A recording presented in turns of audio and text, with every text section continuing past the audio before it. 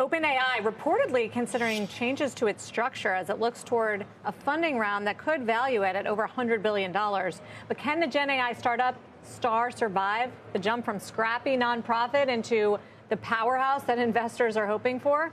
Deirdre Bosa has more and some answers to that question, Deirdre, in today's Tech Check. It's a good one.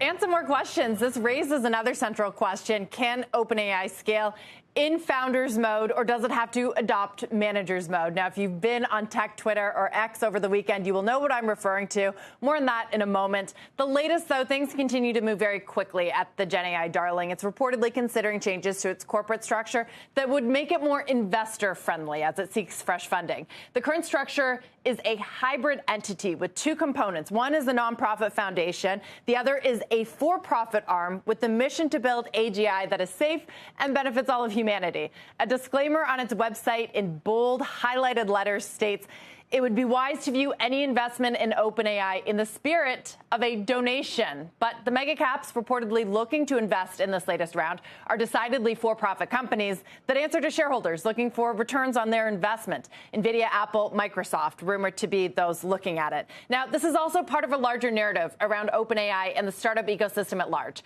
At some point, they're supposed to go from scrappy startup to mature corporation with structured delegation, risk management, consistent processes. That latter mode, so-called managers mode, was a heated topic among founders and VCs over the weekend. It started with a post from Paul Graham.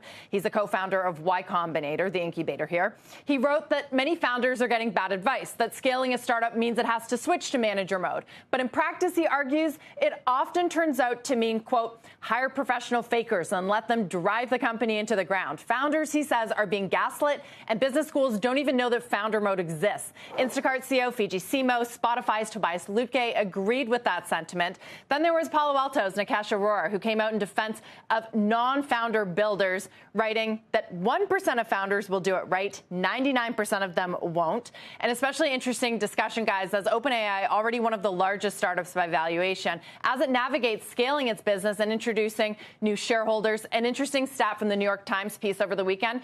80% of OpenAI's more than 1,700 employees, they started after the release of ChatGPT. Additions include some of the most respected people in technology, but that is also going to create layers and managers, which, you know, was a dirty word over the weekend if you're a founder sort of preaching this founder's mode.